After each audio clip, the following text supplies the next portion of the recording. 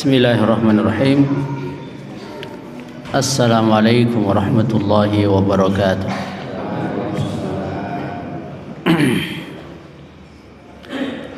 Alhamdulillah nahmaduhu wa nasta'inuhu wa nastaghfiruh wa na'udzu billahi min shururi anfusina wa min sayyiati a'malina. May yahdihillahu fala mudilla lahu wa may yudlil fala hadiya lahu. Asyhadu an la ilaha illallah wahdahu la syarika lah wa asyhadu anna Muhammadan abduhu wa rasuluh sallallahu alaihi wa ala alihi wa sahbihi wa man sara ala nahji ila yaumil qiyamah, amma ba'd. Bapak Ibu jamaah pengajian malam Jumat Masjid Al-Ikhlas Ngayam Sari Sukoharjo yang semoga dimuliakan Allah Subhanahu wa taala. Pada kesempatan malam yang berbahagia ini kita masih diberi banyak sekali kenikmatan yang zahir maupun yang batin, yang bersifat duniawiyah maupun ukhrawiyah. Semoga Allah senantiasa menambahkan nikmat-nikmat itu untuk kita, memberikan barokah dan menuntun kita untuk menggunakan nikmat ke jalan yang diridhoinya. Salawat dan juga salam tak lupa untuk kita sampaikan kepada Nabi Muhammad sallallahu alaihi wasallam, kepada keluarga, sahabat dan para pengikut-pengikutnya yang setia. Kita berharap Allah masukkan diri-diri kita kepada pengikut Nabi yang setia, yang akan mendapatkan syafaat beliau nanti pada yaumul qiyamah. Allahumma amin. Bapak Ibu yang semoga dimuliakan Allah, kalau tidak salah kajian kitab Riyadhus Shalihin masih bahas bab ke-7 tentang yakin dan tawakal. Kayaknya 2 pertemuan saya tidak bisa hadir. Terus hadis yang pertama sudah kita sampaikan belum ya, tentang 70 umat Nabi yang akan masuk surga tanpa hisab, tanpa azab. Ini sudah apa belum? Belum. Berarti kita kemarin baru bahas ayat-ayatnya saja nih. Tayyib, berarti malam hari ini kita sampaikan hadis-hadis yang berkenaan dengan yakin dan tawakal. Ayat-ayatnya sudah kita sampaikan. Berikutnya adalah hadis-hadis Rasulullah sallallahu alaihi wasallam. Hadis-hadis Rasulullah sallallahu alaihi wasallam ini juga sangat penting untuk kita kaji, karena Quran dan Sunnah adalah pegangan kita, pedoman kita. Maka dari itu saling melengkapi apa yang ada dalam hadis-hadis Nabi sallallahu alaihi wasallam. Ini nanti juga memperkuat bab yang sekarang kita pelajari. Hadisnya lumayan panjang. Diriwayatkan dari Abdullah ibnu Abbas, semoga Allah meridai keduanya. Ia berkata, Rasulullah sallallahu alaihi wasallam bersabda, "Uridat alayyal umam." Dinampakkan umat-umat kepadaku. Ini menurut penafsiran ketika Nabi sallallahu alaihi wasallam dalam keadaan tidur. Nabi sallallahu alaihi wasallam dinampakkan sejumlah umat Nabi beserta umat mereka. Fara'aitu an-nabiyya.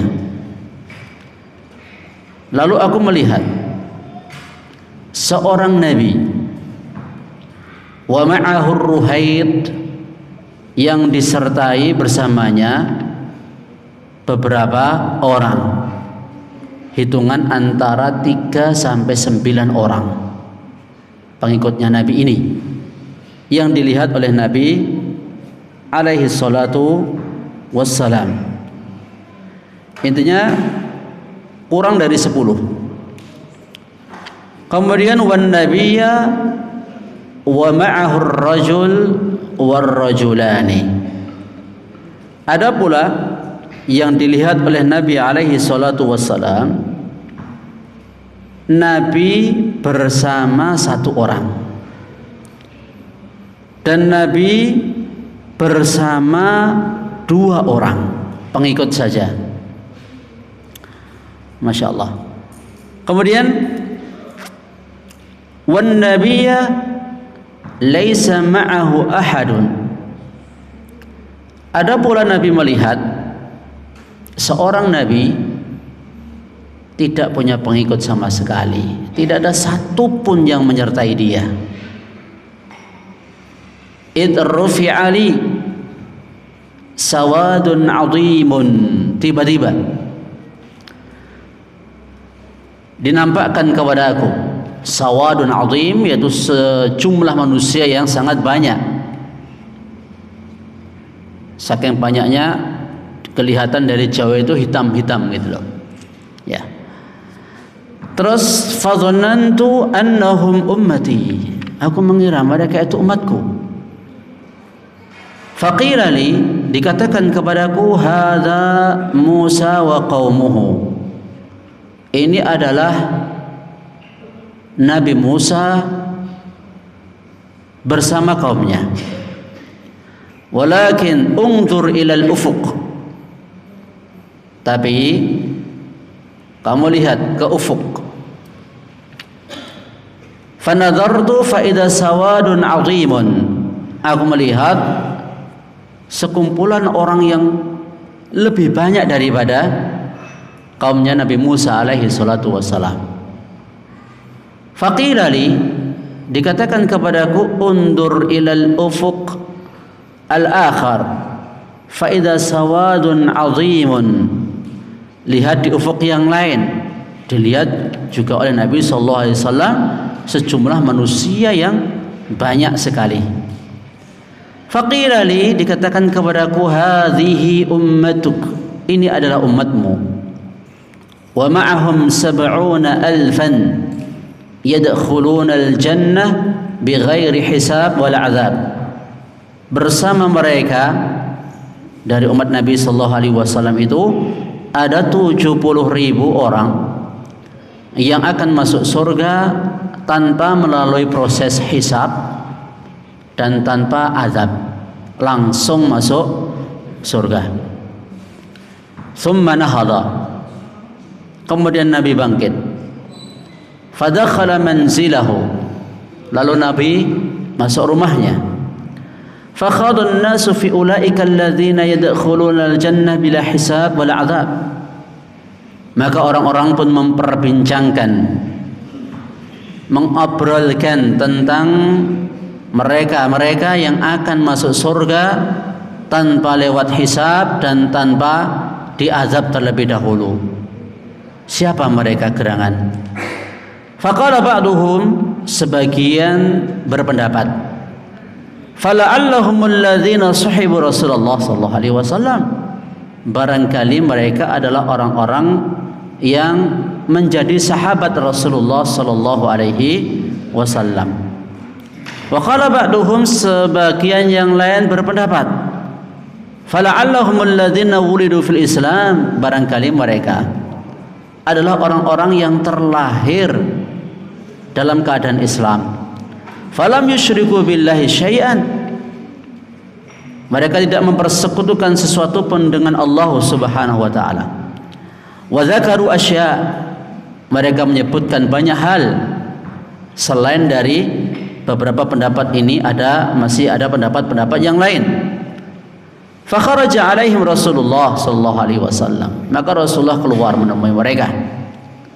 Faqala, Rasulullah sallallahu alaihi wasallam bertanya, "Mal ladzi takhuduna fihi?" Apa yang kalian perbincangkan? Fa akhbaru, mereka pun menceritakan, menghabarkan kepada Nabi sallallahu alaihi wasallam bahwa mereka nebak-nebak, ya, mereka-reka kira-kira orang-orang yang akan masuk surga tanpa hisab, tanpa azab itu siapa ya? Kemudian Nabi sallallahu alaihi wasallam menjawab, humul ladzina la yastarqun, mereka adalah orang-orang yang tidak meminta ruqyah, wala yaktawun, tidak berobat dengan cara kai, besi yang dipanaskan, wala yatatayyarun, mereka tidak berbuat tatayyur, yaitu merasa pesimis karena melihat mendengar sesuatu, wa ala rabbihim yatawakkalun, dan mereka hanya bertawakal, berserah diri kepada Allah Subhanahu wa taala. Faqama Uqasah ibnu Mihsan, ya, Uqasah ibnu Mihsan berdiri. Faqala, ia mengatakan, ud'ullah ayyaj'alani minhum, doakan kepada Allah agar Allah menjadikan aku termasuk di antara mereka. Anta minhum, kata Nabi, engkau termasuk dari mereka. Thumma qama rajulun akhar, kemudian berdiri lelaki yang lain. Faqala ud'ullaha ayyaj'alani minhum, berdoalah kepada Allah agar Dia menjadikan aku termasuk di antara mereka. Apa jawab Nabi? Sabaqaka biha Uqasyah, engkau telah kedahuluan Uqasyah, atau Uqasyah telah mendahulimu tentang hal itu. Hadis sahih diriwayatkan oleh Imam Bukhari dan juga Imam Muslim. Bapak Ibu jamaah yang semoga dimuliakan Allah Azza wa Jal, kalau di dalam kitab Riyadhus Shalihin, hadis ini dipakai untuk menguatkan bab atau sebagai dalil bab yakin dan tawakal. Tapi kalau dalam kitab Tauhid, hadis ini tercantum di bab 3 sebagai dalil man haqqaqat tauhid dakhala al-jannah bila hisab wala azab. Barang siapa yang merealisasikan tauhid, maka ia pasti, tidak pakai insyaallah, maka ia pasti akan masuk surga tanpa hisab dan tanpa azab. Ya. Ala kulli hal, nanti kita akan petik lewat faedah-faedah yang banyak sekali yang bisa kita sampaikan dalam hadis ini. Bapak Ibu sekalian rahimanallahu wa iyyakum wa azanillahu wa iyyakum jami'an. Dalam hadis ini Rasulullah sallallahu alaihi wasallam dinampakkan umat beserta nabi mereka masing-masing. Kita sama-sama tahu kalau mimpi nabi itu wahyu dari Allah Subhanahu wa taala. Terus fara'aitun nabi wa ma'ahu ruhaid, aku melihat dalam mimpi itu ada seorang nabi diikuti oleh manusia yang kurang dari 10 orang. Ada yang cuma 1, ada yang 2, bahkan ada yang tidak punya pengikut sama sekali. Masya Allah. Ya. Kalau kita mendengar penjelasan Nabi sallallahu alaihi wasallam dari hadis ini, berarti annal anbiya laisu kulluhum qad ata'ahum qaumuhum. Berarti para nabi itu tidak semuanya ditaati ya oleh kaumnya. itu nabi loh. Padahal jumlah nabi itu 124.000. Jumlahnya Rasul 315. Ternyata ada nabi itu tidak punya pengikut sama sekali. Ini menunjukkan betapa bersyukurnya kita ketika kita berdakwah, mengajak umat manusia ke jalan Allah Subhanahu wa taala, ada yang mau mendengarkan ucapan kita. Ada yang mau dengan sungguh-sungguh untuk mengambil ilmu dari kita. Ini satu nikmat yang besar, yang kalau kita tengok para nabi dan rasul, misal Nabi Nuh alaihi salatu wassalam, beliau berdakwah selama 950 tahun. Jumlah pengikut beliau tidak nyampe 200 ya, tidak nyampe 200. Padahal beliau tiap hari wa inni, ya, qala rabbi inni da'autu qaumi laila wa nahara. Nuh mengatakan, wahai Rabb, sesungguhnya aku mengajak kaumku laila wa nahara, malam siang aku mengajak mereka. Beliau datangi kaumnya, apalagi enggak ada nunggu pengajian dikumpulkan didakwai. Tidak seperti itu dakwah para nabi. Dakwah seperti ini enak banget Pak. Wis tempatnya ber-AC, ada minuman, ada makanan enggak nanti? Ada makanan, masya Allah. Sak penak-penaknya kita ini, ya. Kalau kita tengok perjuangannya para nabi itu, masya Allah. Satu contoh aja, Nabi Nuh alaihi salatu wassalam. Ini da'utu qaumi laila wa nahara. Aku mengajak kaumku itu siang malam, aku mengajak mereka. Falam yazidhum du'ai illa firara. Tidaklah dakwahku, seruanku itu kepada kaum beliau selain menambah mereka semakin lari dan lari. Insyaallah semakin diajak mereka kok semakin lari. Tapi beliau juga semakin sabar. Wa inni kullama da'autuhum litaghfira lahum, dan sesungguhnya aku setiap kali aku mengajak mereka, menyeru mereka agar engkau memberikan ampunan kepada mereka, ja'alu asabi'ahum fi adhanihim. Masya Allah, kaumnya Nabi Nuh itu apa? Jari itu dimasukkan ke telinga, disumpal telinga mereka dengan jari. Coba yang jenengan sing ngomong ngono, piye rasane? Ha, nyepelekne banget to niku. Ya, nyepelekne banget. Itu utusan Allah, Rasul Allah Subhanahu wa taala, begitu kan? Oleh kaumnya. Betapa sabarnya Nabi, betapa kuatnya, tangguhnya utusan Allah Subhanahu wa taala.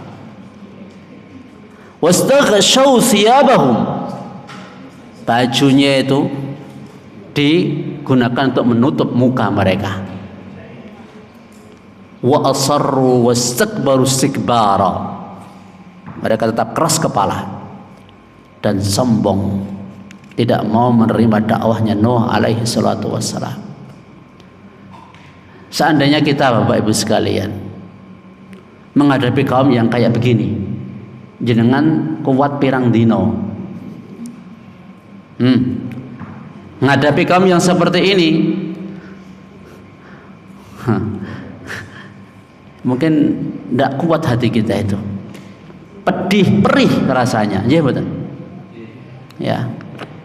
Sakit rasanya hati atas itu kaum kita, umat kita yang diperintahkan Allah untuk tersampaikan dakwah kepada mereka, sikap mereka membelakangi seperti itu, dan ini bertahan kurang lebih 950 tahun.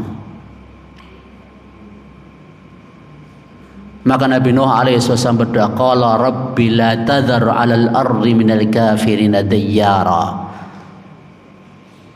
Jangan kau tinggalkan wahai Rabb di muka bumi ini orang kafir.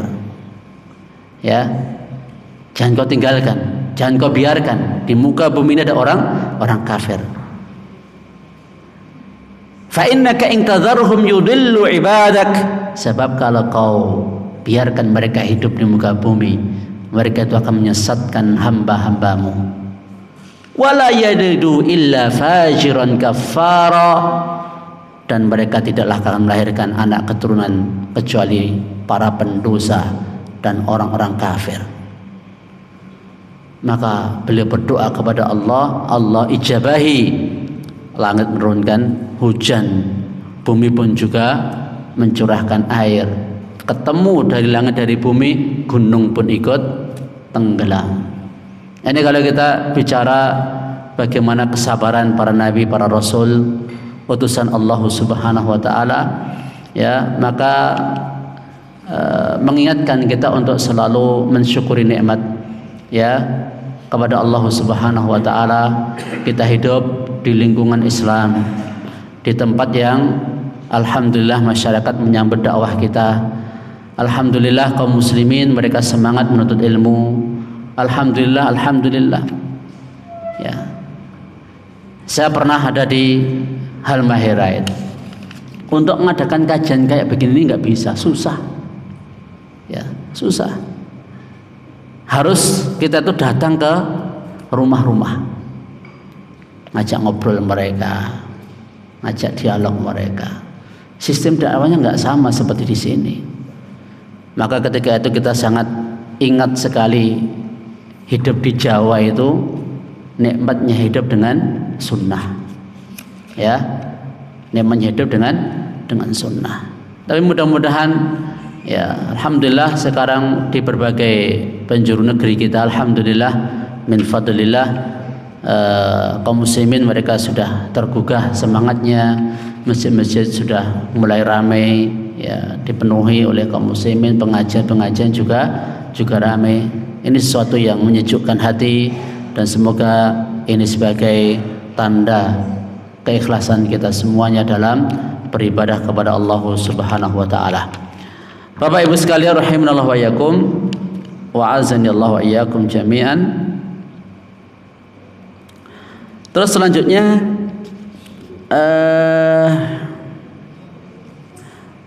tiba-tiba Nabi Shallallahu Alaihi Wasallam diperlihatkan jumlah umat yang banyak. Ya, kita bandingkan umatnya Nabi Musa dengan umatnya Nabi Muhammad Shallallahu Alaihi Wasallam. Nabi Musa alaihi salatu wassalam, beliau kalimur rahman, yaitu nabi yang diajak bicara langsung oleh Allah Subhanahu wa taala. Kalau seandainya mengatakan begini, Nabi Ibrahim Khalilur Rahman, Nabi Muhammad Habibur Rahman, kalau Nabi Musa Kalimur Rahman, ucapan ini tepat enggak? Salah atau betul? Kurang tepat. Ya. Nabi Muhammad itu kalau Habibur Rahman, ya, itu menurunkan derajat beliau. Ya. Karena apa? Orang-orang mukmin mereka itu orang-orang yang dicintai oleh Allah Subhanahu wa taala. Tapi kalau Khalil, khullah, itu derajat yang di atas mahabbah, cinta, yaitu orang yang sangat dekat dengan Allah Subhanahu wa taala. Maka Nabi Muhammad itu selain sebagai Khalilur Rahman, beliau juga Kalimur Rahman, Nabi Shallallahu Alaihi Wasallam diajak bicara langsung oleh Allah di Sidratul Muntaha. Adapun Nabi Musa saat di Bukit Tursina. Maka tentunya derajat Nabi Muhammad Shallallahu Alaihi Wasallam dibandingkan para nabi dan rasul yang lain, beliau merupakan penghulu Sayyidul Anbiya wal Mursalin. Maka umat beliau adalah umat yang terbanyak. Umat yang terbanyak. Kalau Nabi Musa alaihi salatu wassalam, umat beliau adalah Bani Israel. Dan Bani Israel ini jenengan bisa baca di awal-awal Al-Baqarah sampai ayat 100-an itu menceritakan perilaku, karakter dan nikmat yang Allah telah berikan kepada Bani Israel. Mereka itu umat pilihan di zaman Nabi Musa alaihi salatu wassalam. Bahkan saking pilihannya mereka itu diistimewakan oleh Allah Subhanahu wa taala di atas umat-umat yang lain ketika itu. Maka wajar kalau seandainya Nabi Musa alaihi salatu wassalam memiliki banyak pengikut, ya, karena keistimewaan yang juga Allah berikan kepada Nabi Musa alaihi salatu wassalam. Adapun Nabi Muhammad sallallahu alaihi wasallam, umat beliau jauh lebih banyak. Padahal kalau kita tengok dakwah Nabi Muhammad itu sekitar 23 tahun. Tapi umatnya Nabi sallallahu alaihi wasallam di akhir zaman ini umat yang paling banyak. Kalau penduduk surga itu separuhnya adalah umat Nabi Muhammad. Bahkan dalam riwayat di surga ada 120 barisan, 80 barisan umatnya Nabi Muhammad SAW. Kalau mengacu riwayat ini berarti penduduk surga 2/3 umatnya Nabi Muhammad SAW. Masya Allah, berarti paling banyak umat Nabi. Kita bersyukur kepada Allah, lagi-lagi kita bersyukur kita menjadi umatnya Nabi Muhammad SAW. Umat yang datang di akhir, tapi nanti hisabnya pertama kali. Umat yang datang di akhir akan tapi umurnya barokah. Ya, Allah berikan banyak sekali keberkahan dan keistimewaan yang tidak Allah berikan pada umat-umat yang lain, dan mereka pertama kali masuk surga. Ya, dan paling banyak menghuni surga. Taib, ini hanya sekedar untuk menambah penjelasan dari hadis yang kita pelajari pada malam hari ini. Terus berikutnya, di antara umat Nabi sallallahu alaihi wasallam itu ada 70.000 orang yang akan masuk surga tanpa hisab, tanpa azab. Allahumma ja'alna minhum. Ya Allah, jadikanlah kami termasuk di antara mereka. Wa qad warada anna ma'a kulli wahidin min as-sab'ina alfan aidan. Ada riwayat yang mengatakan bahwa setiap satu orang dari 70.000 orang ini juga akan membawa 70.000 orang. Nah, kalau kita kalikan 70.000 dikalikan 70.000 berapa? 4.900.000.000. 4.900.000.000. Haula alladzina yadkhuluna al-jannah bighairi hisab wala azab. Mereka adalah orang-orang yang akan masuk surga tanpa hisab, tanpa azab. Adapun pendapatnya para sahabat, kalau orang yang akan masuk surga tanpa hisab, tanpa azab itu adalah orang-orang yang dulu menyertai Nabi dalam hijrah. Ini sedikit jumlahnya, tidak nyampe 100.000. Tidak nyampe puluhan ribu sahabat yang ikut hijrah. Sahabat yang ikut Baiatur Ridwan saja itu sekitar 1.500 atau 1.400. Yang ikut Fathu Mekah itu aja 10.000. Dan jumlah sahabat pada waktu Nabi SAW haji wada sekitar 124.000. Jadi sedikit sekali kalau hanya itu, dan menutup pintu untuk selain sahabat bisa masuk surga tanpa hisab, tanpa azab. Maka kalau menurut riwayat ini ya yang disampaikan oleh Syekh Utsaimin rahimahullah taala, jumlahnya bisa 4.900.000.000. Masya Allah. Ya, kita semoga memiliki sifat-sifat yang disebutkan Nabi Sallallahu Alaihi Wasallam agar bisa masuk surga tanpa hisab, tanpa azab. Ya. Kira-kira, dan ini merupakan nikmat terbesar atau keutamaan terbesar tauhid. Keutamaan tauhid yang terbesar ini, kalau seseorang bisa masuk surga tanpa hisab, tanpa azab. Tanpa hisab itu gimana? Tanpa dihitung amalnya. Ya, tidak usah dihitung amalnya, dan tidak usah mampir ke neraka. Pokoknya langsung dapat kesempatan masuk surga. Masya Allah, ini suatu nikmat yang besar.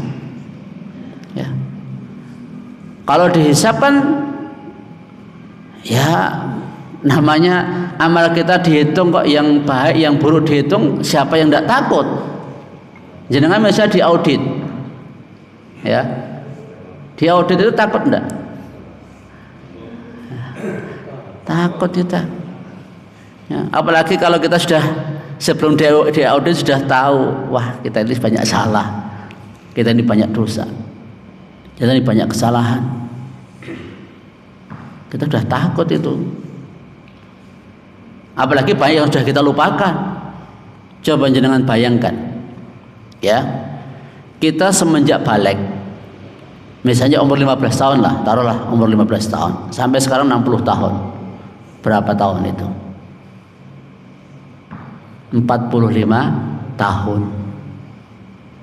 45 tahun itu dihitung sampai seberat zarrah dari amal kita, itu dihisab oleh Allah Subhanahu wa taala.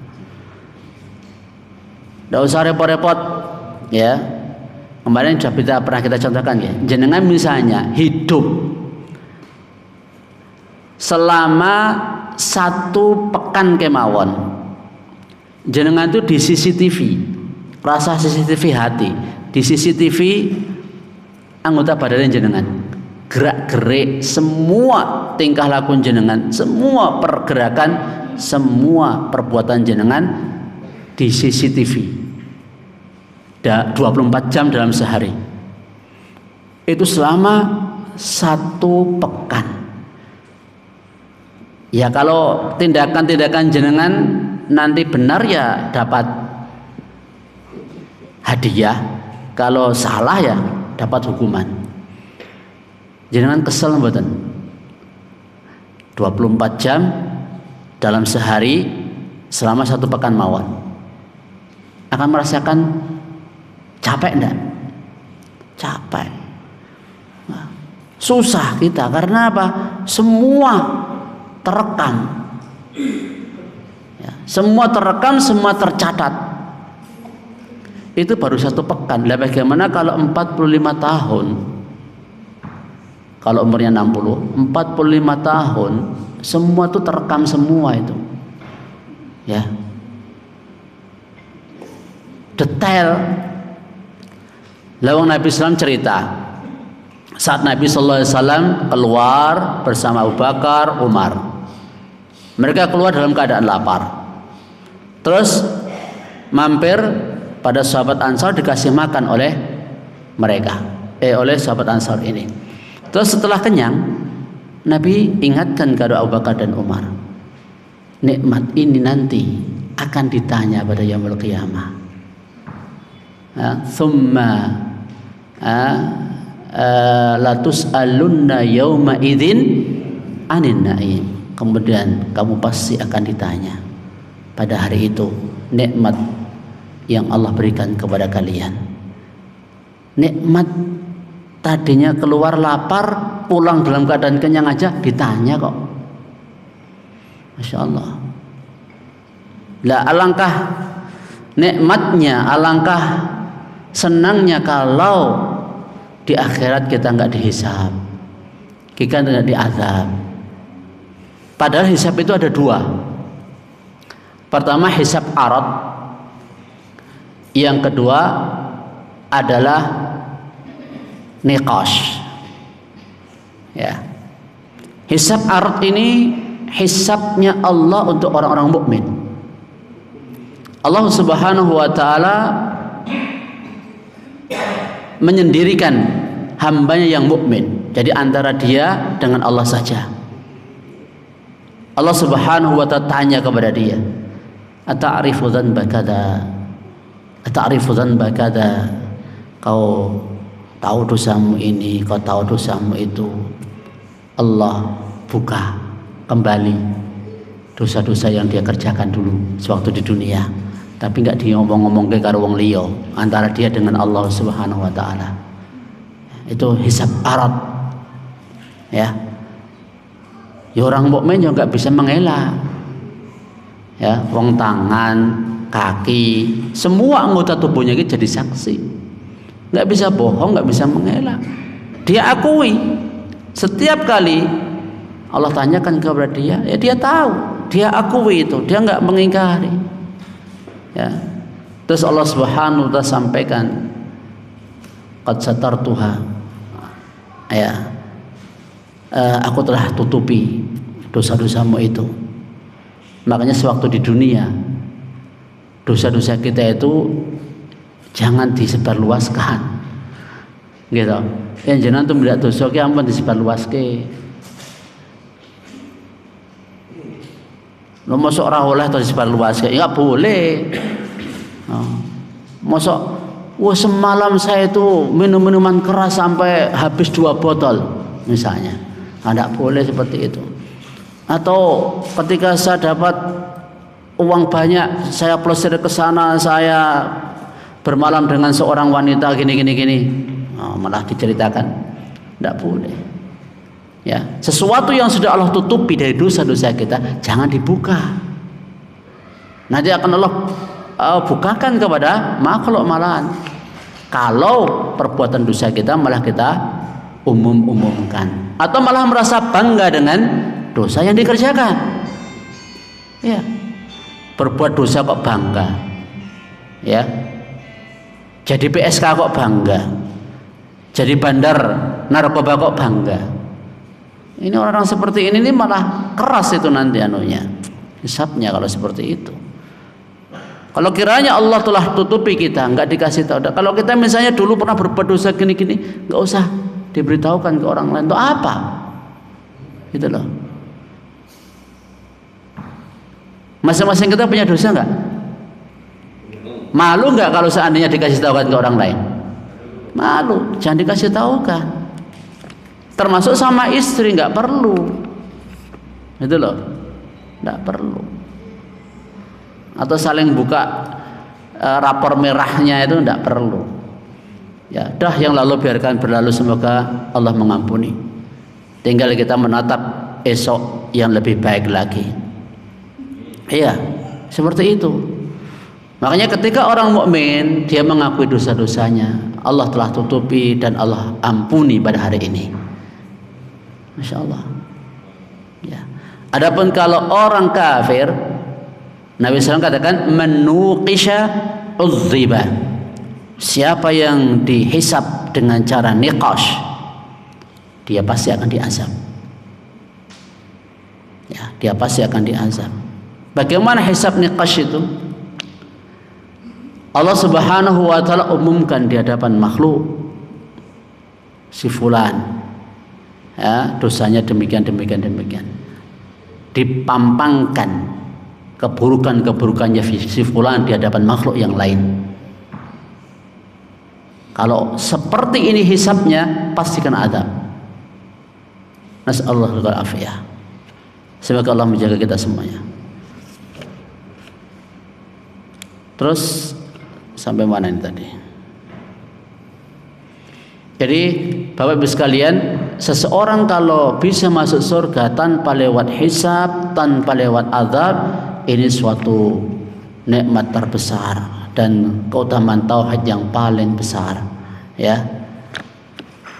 Selanjutnya, bagaimana sifat-sifat dan karakter mereka? Nabi Shallallahu Alaihi Wasallam jelaskan ada 4 sifat mereka dalam hadis ini. Pertama, la yastarqun, tidak minta ruqyah. Kedua, wala yaktawun, tidak berobat dengan kai. 3, wala yatatayyarun, tidak tatayyur, pesimis, merasa sial. Yang keempat, mereka bertawakal, berserah diri hanya kepada Allah Subhanahu wa taala. Ini yang mendukung dari bab yang kita kaji malam hari ini, bab yakin dan tawakal. Ya, mereka orang-orang yang akan masuk surga tanpa hisab, tanpa azab, mereka itu bertawakal hanya kepada Allah. Yakin dan tawakal mereka hanya kepada Allah Subhanahu wa taala. Kita tengok satu demi satu sifat-sifat orang-orang yang akan masuk surga tanpa hisab, tanpa azab. Pertama, tidak minta ruqyah. Ruqyah itu apa sih? Ruqyah itu jambi-jambi. Ya, dengan dibacakan ayat-ayat Al-Qur'an atau doa-doa dari Nabi sallallahu alaihi wasallam. Al-Fatihah salah satu sifatnya itu adalah sebagai ruqyah. Dulu pernah para sahabat ketika mereka hendak bermalam di suatu kampung, ditolak oleh penduduk kampung tersebut. Kemudian ketua sukunya tersengat kalajengking. Mereka meminta para sahabat untuk, adakah di antara kalian yang bisa jambi-jambi? Para sahabat mereka mempersyaratkan untuk diberi upah berupa kambing, dan mereka sepakat karena tadinya mereka nggak mau menerima para sahabat itu untuk bermalam atau menginap di daerah atau wilayah mereka. Tapi ketika pemimpin sukunya tersengat kalajengking dan meminta untuk ruqyah, mereka pun mau untuk meruqyah. Ada di antara sahabat yang bisa meruqyah, ya, dan minta imbalan kambing. Akhirnya dibacakan surah Al-Fatihah, diulang 3 sampai kurang lebih 10 kali, antara 3 atau 10 kali. Ada yang mengatakan 3, ada yang mengatakan 10 kali. Dibacakan Al-Fatihah, sembuh seperti sedia kala. Lalu dihadiahkan beberapa kambing kepada untuk para sahabat dan dilaporkan kepada Nabi sallallahu alaihi wasallam. Nabi katakan kepada mereka, dari mana kamu tahu bahwa Al-Fatihah adalah ruqyah? Ya, maka Nabi juga meminta bagian dari kambing tersebut kepada para sahabat. Jadi ruqyah ini kalau meruqyah, menjampi-jampi itu boleh. Yang dimaksudkan dalam hadis ini minta, gitu loh, minta ruqyah. Oh, misalnya dia sakit, aku mbok tolong aku diruqyah, ya. Karena meminta ruqyah ini pertama, ya, sisi negatifnya kalau minta loh, ya, ini kurang tawakalnya kepada Allah. Terus bersandarnya kepada makhluk, ya, bersandarnya kepada apa? Makhluk. Terus melemahkan kepercayaannya kepada Allah Subhanahu wa taala, bahwa penyakit itu datang dari Allah, Allah yang pasti akan berikan kesembuhan, tidak bergantung kepada makhluk, tidak bergantung kepada makhluk. Nabi SAW sendiri pun juga pernah diruqyah oleh malaikat Jibril saat beliau disihir oleh Labid Al-A'sam, seorang Yahudi. Nabi ya diruqyah, Nabi juga meruqyah, ya. Tapi Nabi nggak meminta untuk diruqyah. Maka sesakit apapun kita, ya, kalau bisa ngeruqyah diri sendiri, dibacakan surat Al-Fatihah atau ayat-ayat ruqyah atau surat-surat ruqyah, doa-doa, ya.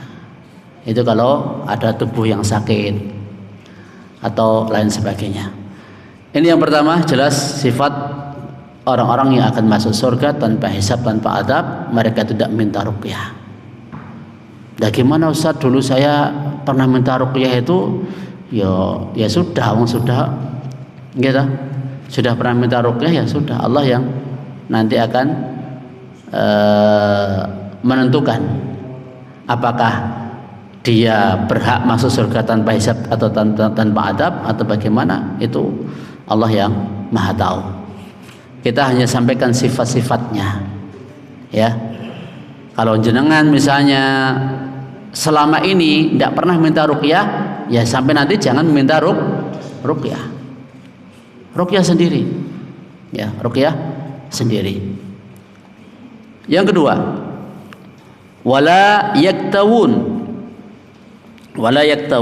ay la yatlubuna min ahadin ay yukawwihum idza maradu. Mereka tidak minta seseorang untuk mengobatinya dengan kai ketika mereka sakit. Kai itu besi yang dipanaskan, cos, ya. Saya sendiri juga belum begitu faham cara pengobatan dengan kai ini. Sepaham saya, ya, dulu pengobatan kai ini pengobatan yang ya, kayaknya yang saya bisa pahami, ya, seingat saya, itu ada keris itu kan kemudian dibakar, ya.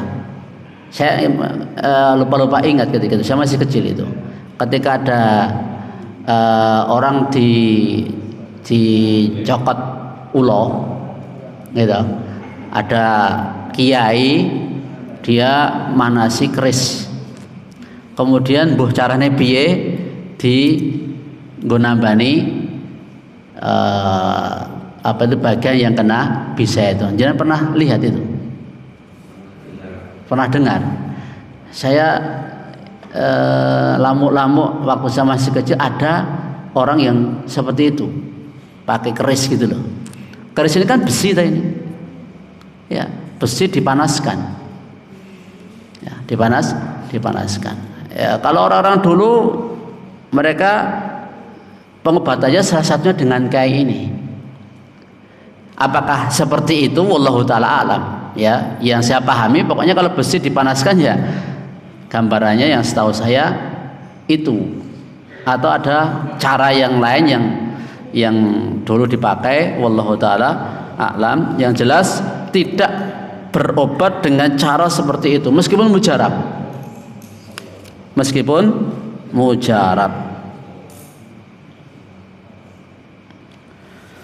Tayyib, berikutnya wala yatatayyarun, mereka tidak merasa sial. Alasannya, ya, kai tadi li'annal kai adzabun binnar, karena pengobatan kai itu menyiksa atau mengazab dengan api. La yajau ilahi illa indal hajah, tidak boleh dipakai kecuali ketika ada hajat yang sangat mendesak. Wallahu taala alam. Tidak merasa sial,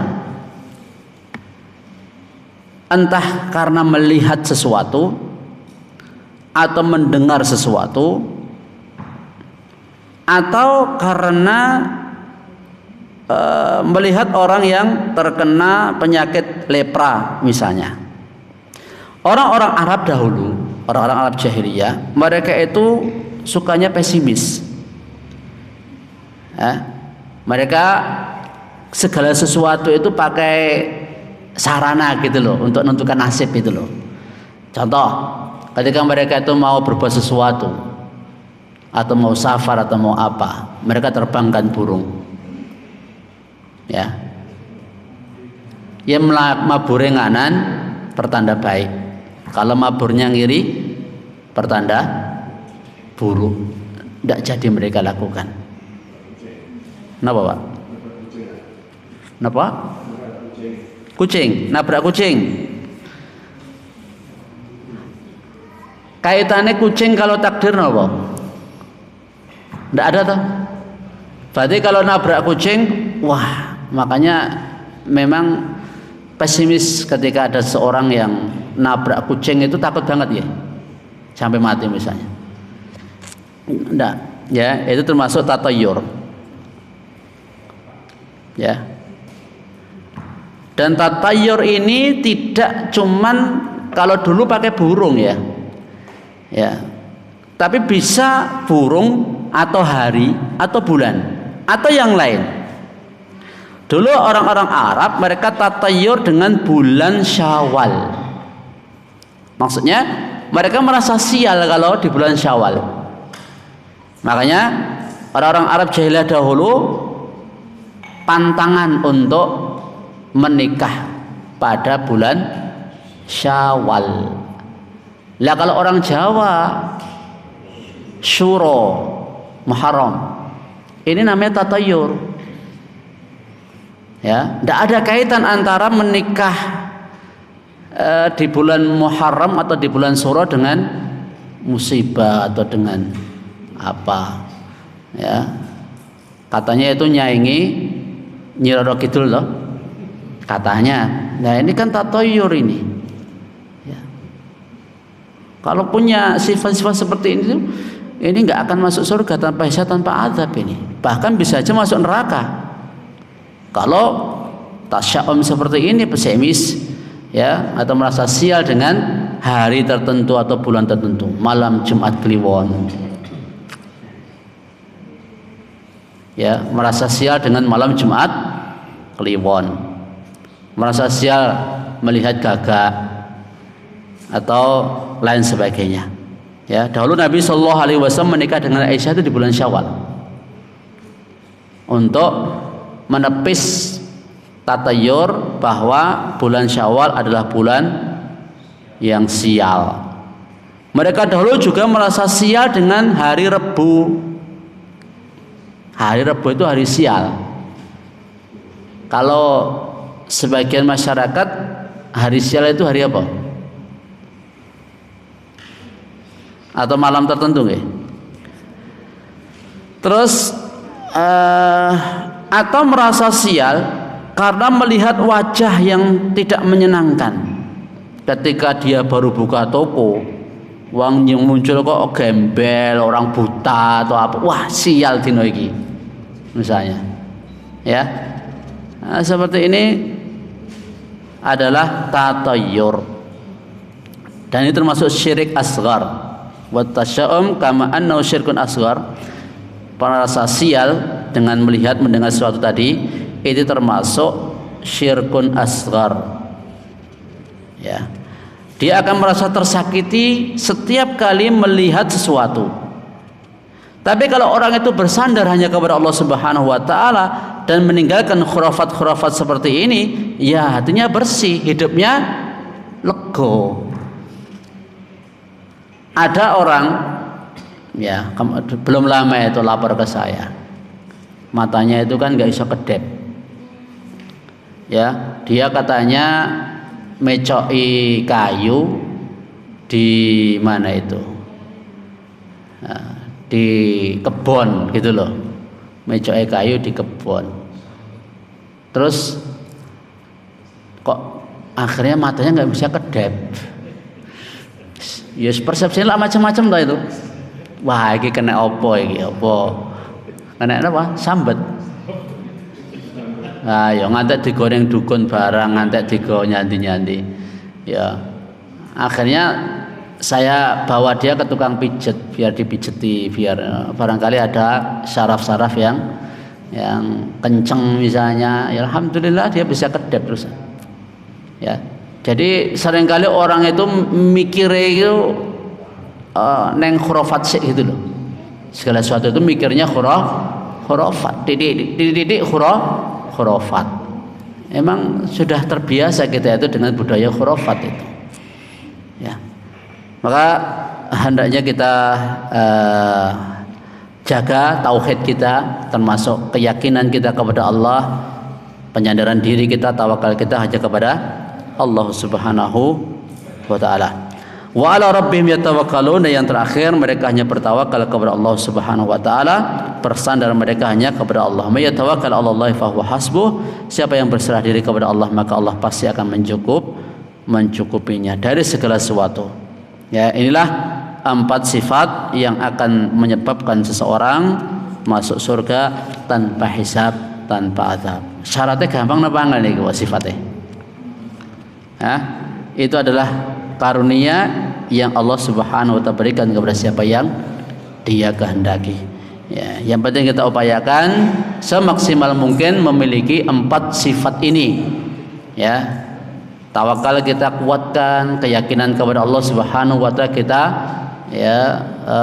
kembali tumbuhkan, dan keyakinan kepada selain Allah Subhanahu wa taala semakin kita kurangi, ya. Karena apa? Karena memang dalilnya seperti itu. Siapa yang berserah diri kepada Allah bukan kepada makhluk, maka Allah pasti akan mencukupinya. Semua urusan kita serahkan kepada Allah Subhanahu wa taala. Ya, Allahumma rahmataka arju fala takilni ila nafsi tarfata ain wa aslih li sya'ni kullahu la ilaha illa anta. Doanya Nabi Muhammad sallallahu alaihi wasallam, ya Allah rahmatmu aku berharap. Ya, jangan aku berharap jangan engkau serahkan aku kepada diriku sendiri meskipun sekejap mata, dan perbaikilah seluruh urusanku, tiada sembah yang benar selain hanya engkau. Demikian Bapak Ibu yang bisa kami sampaikan. Ada pertanyaan? Tidak ada? Ya. Kalau tidak ada kita akhiri. Nas'alul afiyah wa tuqa wal afaf wal ghina wal ilman nafi'a wa amalan mutaqabbal wa qalban salimatan khalisan karim wa subhanaka alhamdika asyhadu an la ilaha illa anta astaghfiruka wa atubu ilaik. Assalamualaikum warahmatullahi wabarakatuh.